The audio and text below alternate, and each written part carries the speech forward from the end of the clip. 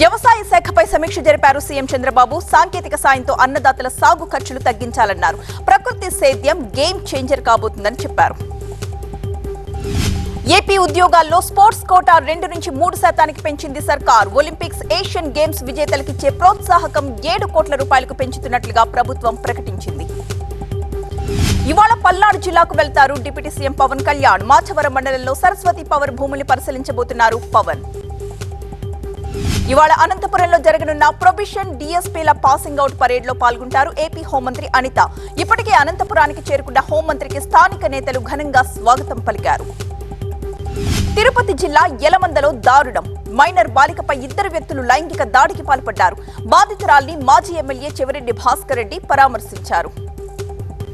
రాష్ట్రంలో జరుగుతున్న అత్యాచార ఘటనలకు హోంమంత్రి అనిత బాధ్యత వహించాలన్నారు డిప్యూటీ సీఎం పవన్ కళ్యాణ్. తాను హోంశాఖ తీసుకుంటే పరిస్థితి మరొక రకంగా ఉంటుంది. ఒక్క రూపాయి కూడా ఖర్చు లేకుండా వ్యవసాయం చేస్తూ 4 లక్షలు సంపాదిస్తున్నారు రాజన్న గారు. మీరు వారి నుండి ఈ ఫార్మింగ్ సీక్రెట్స్ గురించి తెలుసుకోవాలా? అయితే ఫ్రీడమ్ యాప్ ని డౌన్లోడ్ చేసుకోండి ఉంటుందని చెప్పారు. క్రిమినల్స్ కి కులం మతం ఉండదన్నారు పవన్ కళ్యాణ్. అత్యాచార నిందితుల అరెస్టుకు కులం అడ్డొస్తుందా అని ప్రశ్నించారు ఆయన. పోలీసులు ఇకనైనా పద్ధతి మార్చుకోవాలన్నారు పవన్. పిఠాపురంలో తన ఒక్కడికి బలమిస్తే దేశానికే బలమొచ్చిందని డిప్యూటీ సీఎం పవన్ కళ్యాణ్ అన్నారు. పిఠాపురం పరిధిలోని గొల్లప్రోలులో అభివృద్ధి కార్యక్రమాల్లో పాల్గొన్నారు పవన్. పవన్ వ్యాఖ్యలపై స్పందించారు హోంమంత్రి అనిత. హోంమంత్రిగా తాను ఫెయిల్ అని పవన్ ఎక్కడా అనలేదని అన్నారు. పవన్ వ్యాఖ్యల్ని వక్రీకరిస్తున్నారని చెప్పారు.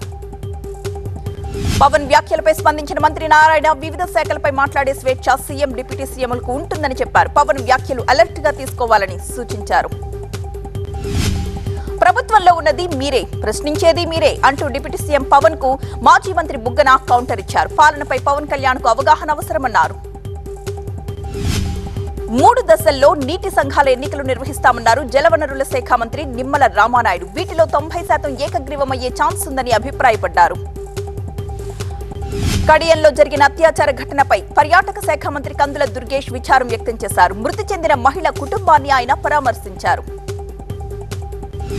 రాష్ట్రంలో నైపర్ సంస్థను త్వరగా ఏర్పాటు చేయాలని కేంద్ర ఆరోగ్య శాఖ మంత్రి జగత్ ప్రకాష్ నడ్డాకు నర్సరావుపేట ఎంపీ లావు కృష్ణదేవరాయలు విజ్ఞప్తి చేశారు. ఈ నెల 8న పుట్టినరోజు సందర్భంగా యాదగిరిగుట్ట లక్ష్మీ నరసింహస్వామిని సీఎం రేవంత్ రెడ్డి దర్శించుకోనున్నారు. అదే రోజు మూసీ పాదయాత్రకు సిద్ధమయ్యారాయన. యాదాద్రి భువనగిరి జిల్లాలోని సంగం, వలిగొండలో మూసీ వెంట పాదయాత్ర చేయాలని నల్లగొండ జిల్లా ఎమ్మెల్యేలు సీఎంని కోరుతున్నారు. ఇవాళ సాయంత్రం హైదరాబాద్కు వస్తున్నారు రాహుల్ గాంధీ. కులగణనపై మేధావులతో సమావేశమవుతారు. ఆ తరువాత పార్టీ నేతలకు దిశానిర్దేశం చేస్తారు. రాహుల్ గాంధీకి బహిరంగ లేఖ రాశారు కేటీఆర్. ఏడాదిలోని అన్ని వర్గాలను రోడ్డెక్కించారంటూ విమర్శించారు. హైడ్రా, మూసీ బాధితుల దగ్గరకు రాహుల్ వెళ్లాలన్నారు కేటీఆర్. దమ్ముంటే అశోక్ నగర్ కు రాహుల్ రావాలని సవాల్ చేశారు హరీష్ రావు. విద్యార్థులు, నిరుద్యోగులకు సమాధానం చెప్పగలరా అని ప్రశ్నించారు. 6 గ్యారంటీల అమలుపై రాహుల్ సమాధానం చెప్పాలని డిమాండ్ చేశారు బీజేపీ చీఫ్ కిషన్ రెడ్డి. ఇచ్చిన హామీలన్నీ ఎప్పుడు అమల్లోకి వస్తాయో చెప్పే వెళ్లాలన్నారు. ప్రజలపై భారం మోపకుండా ఆదాయం పెంచుకునే మార్గాలపై దృష్టి పెడతామని డిప్యూటీ సీఎం భట్టి విక్రమార్క అన్నారు. Resource mobilisation cabinet sub committee సమావేశంలో పాల్గొన్నారు భట్టి. రాజకీయం కోసమే ధాన్య సేకరణపై బీఆర్ఎస్ విమర్శలు చేస్తోందన్నారు మంత్రి ఉత్తమ్ కుమార్ రెడ్డి. బీఆర్ఎస్ హయాంలో కంటే తాము మెరుగ్గా ధాన్యం సేకరణ చేస్తున్నామని తెలిపారు. దొంగలు, టెర్రరిస్టుల్లా మాజీ సర్పంచ్లను అరెస్ట్ చేయడం హేయమైన చర్య అన్నారు మాజీ మంత్రి హరీష్ రావు. తిరుమలగిరి పిఎస్ కు వెళ్లి నిరసన తెలియజేశారు ఆయన. సర్పంచ్లకు తమ ప్రభుత్వం అండగా ఉంటుందన్నారు మంత్రి పొన్నం ప్రభాకర్. రాష్ట్ర ఆర్థిక పరిస్థితి అందరికీ తెలుసన్నారు. మార్చి ఆఖరిలోపు బకాయిలు చెల్లిస్తామని హామీ ఇచ్చారు. 2 రోజుల్లో ఇందిరమ్మ ఇళ్ల కేటాయింపు ప్రక్రియ మొదలవుతుందన్నారు రెవెన్యూ మంత్రి పొంగులేటి శ్రీనివాసరెడ్డి. ఇళ్ల నిర్మాణ సమాచారం కోసం ప్రత్యేక యాప్ ని సిద్ధం చేశామని తెలిపారు. అంగన్వాడీ సిబ్బందికిచ్చే చీరల ఎంపికలో అంగన్వాడీ టీచర్లు, హెల్పర్ల అభిప్రాయాలు తీసుకుంటామన్నారు మంత్రి సీతక్క. సచివాలయంలో ఆమె వారిని కలిశారు.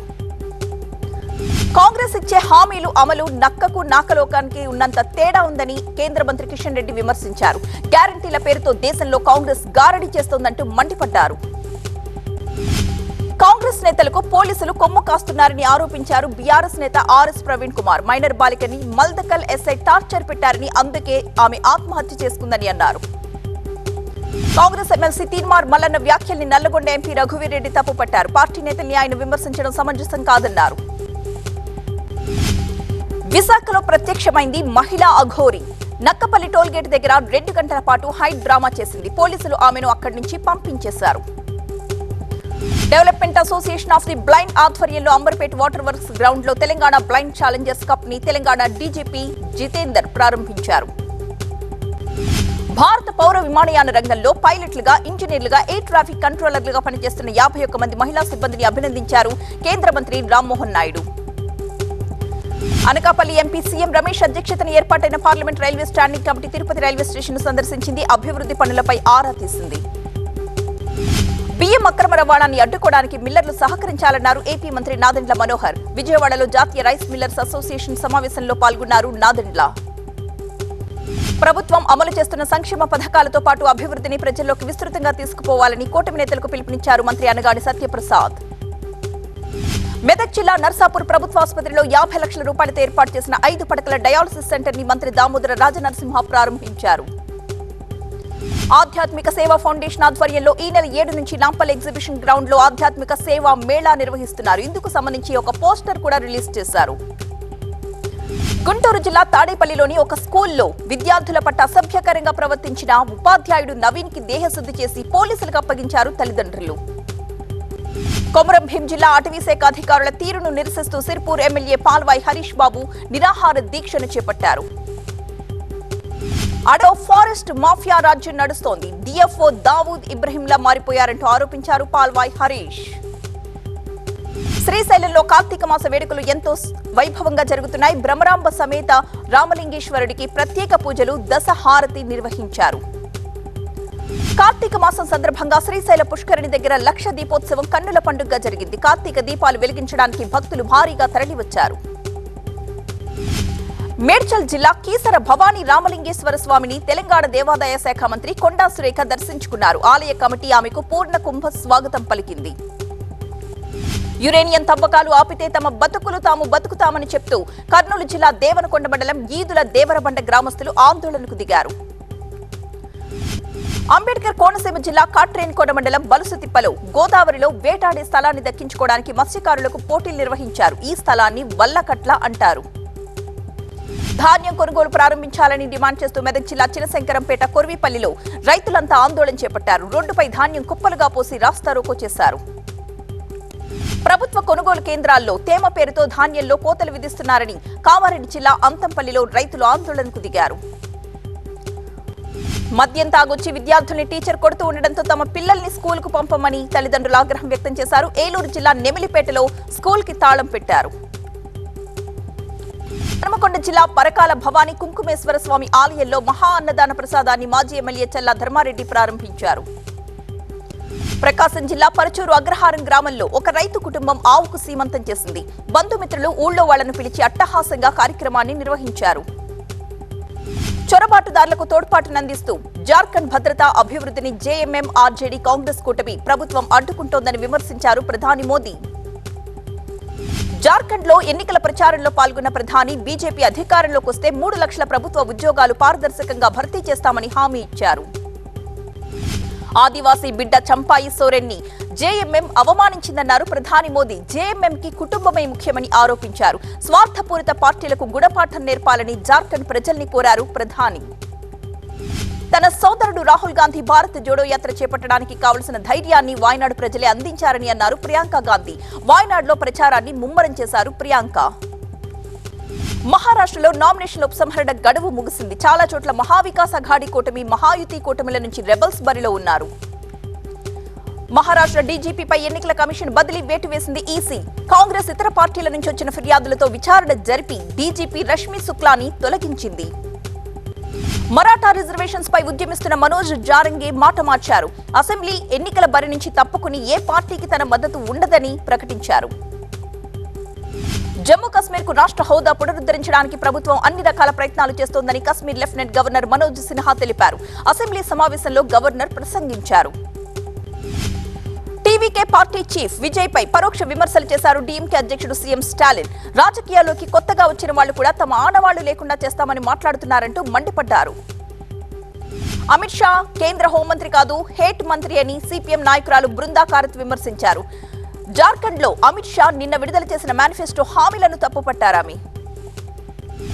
ద్రవ్యోల్బణం, నిరుద్యోగంతో కోట్లాది మంది ప్రజలు తల్లడిల్లిపోతుంటే కాంగ్రెస్, బీజేపీ మాత్రం ఎన్నికల ప్రచారంలో తాయిలాలు ప్రకటిస్తున్నాయని మండిపడ్డారు బీఎస్పీ అధ్యక్షురాలు మాయావతి. ఉత్తరాఖండ్ లో డాక్టర్ అత్యాచారం హత్య కేసులో నిందితుడు సంజయ్ రాయ్ పై కోర్టు అభియోగాలు ఖరారు చేసింది. నవంబర్ 11 నుంచి ఈ కేసుకు సంబంధించిన రోజువారీ విచారణ ఉంటుందని కోర్టు తెలిపింది. ముడా స్కామ్ లో తనను ప్రశ్నించడానికి మైసూర్ లోకాయుక్త తనకు నోటీస్ ఇచ్చిందని కర్ణాటక సీఎం సిద్ధరామయ్య తెలిపారు. రేపు తాను విచారణకు వెళుతున్నారు.